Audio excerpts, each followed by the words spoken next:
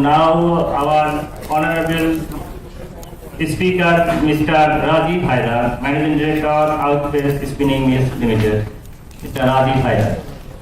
Dear guests, good evening. I think and a warm welcome from me in Bangladesh. I think my senior two friends and my colleagues has already covered all the points that I actually think to say. So there's not that much words I want to share, but let's put some points on our table that might be the most deciding factor for our business in coming days. So we have the problem of gas, electricity, and other infrastructural issues. So let's look the matter in a different way. So when you want to see a rainbow, there should be some rains before. So might be this the phase of our raining, the phase of difficulties that we are now passing through. And obviously the situation is pretty tough for us. We are just trying to survive or fight. The time will say, and the time will really solve the equations, because now the main idea is the survival of the fittest. So when I was looking at the points, I see that the changing trends and developments in the garment industry, that's the most vital thing right now. Because if you see the trends in garments industry for the last 4 or 5 years has been in the backward linkage. Actually, Bangladesh is now moving from the mass production like garments to some fashion-oriented items are now coming into the orders in Bangladesh. So we have to have that capability to meet the demand and requirements of this fashion market, where the lead time is very minimum and high value-added products we need to deliver. So whenever you need the high value-added products for the buyers, you need a strong backward linkage. And when there is a strong backward linkage, you need a good support from your shippers about your raw cotton. So when it is a question of raw cotton, then it comes to cotton, because right now Bangladesh is the biggest cotton importer of the world. So due to cotton, I think all the cotton shippers have already made a huge workout about the grading of the buyers. So who are the buyers? Who are the first class buyers in Bangladesh? Who are the second class buyers? Who are the third class buyers? They have much more in-depth study than us. So now it's the time of spinners in Bangladesh who have to have this workout in our table about the shippers. Who are the first class shippers? Who are the second class shippers? Who are the third class shippers? According to the commitment, according to quality, according to delivery time.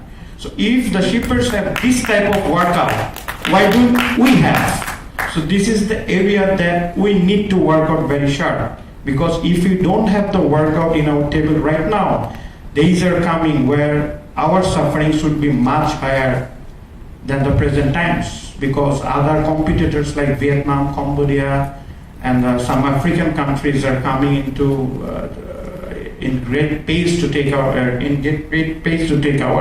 place. So hopefully, let's see that what's the future says. But we need to have the workout about the shippers.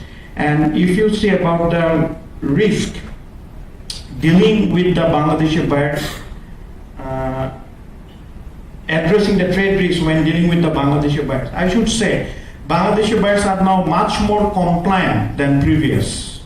If you see a chart, or if you deal, because I'm in this business for the last 9 years, there are some people, my senior colleagues, who are in this business for the last 20 or 25 years, more than 2 decades. So now if I'm not compliant in settling my payments, if I'm not timely in making the payments, there is no way I can get good cotton from any good supplier.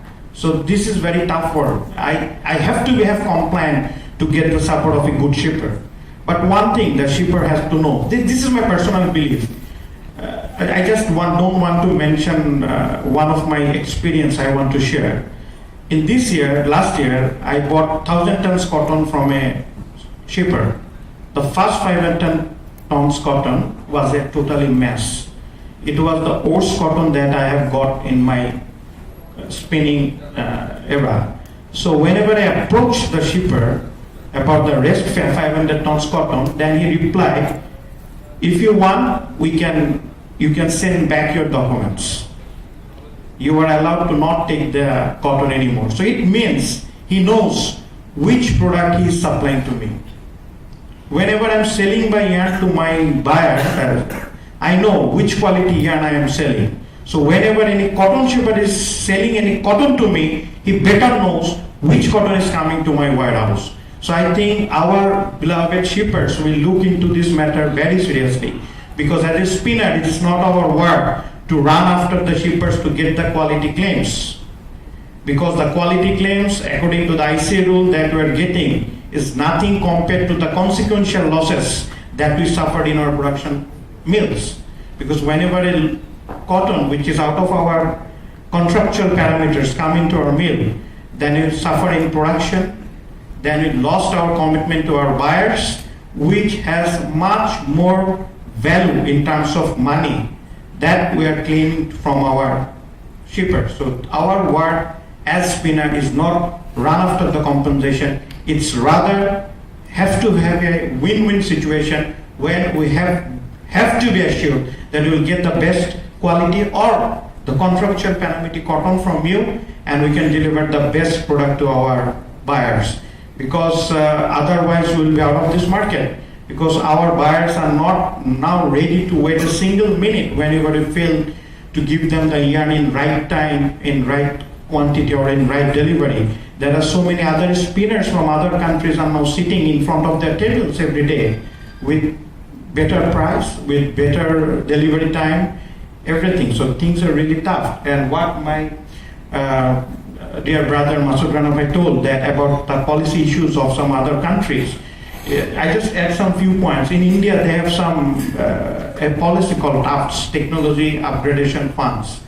It's in Gujarat government, where they're getting 4 or 5% subsidy on interest when they're importing the machinery. So if you think someone is now considering to set up a mill in Gujarat, so his effective interest rate will be 3 to 4%. So 11% from the bank and 4 to 5% subsidy. So it would be 4 to 5% in net. So in Bangladesh, the scenario is not like that. So cost competitiveness is this thing that actually whenever you are saying that our labor is very cheap, actually other factors are now offsetting that advantages that we have in labor. In next 5 to 10 years, I think this thing will not come into our table where you can say, okay, cheap labor is our main advantage, because other issues are now getting much more crucial than this. So I think that I try to cover as much points as possible. Maybe some points might be missing. So again, thanks all of you for giving a patience to hear my to listen my presentations. Thank you. Thank you very much, Mr. Razeeb Haider, Managing Director of Bangladesh Spinning Mills Limited, for his comprehensive discussion. Actually, this is the right time to select our suppliers, who are the best suppliers, who are supplying the good cotton. Actually, we need optimum quality cotton as per our agreements. In agreements, what we write, suppose 118, 29 millimeter. We want 29 millimeter cotton, not below 28. So this is our right time, because our target is very nearer.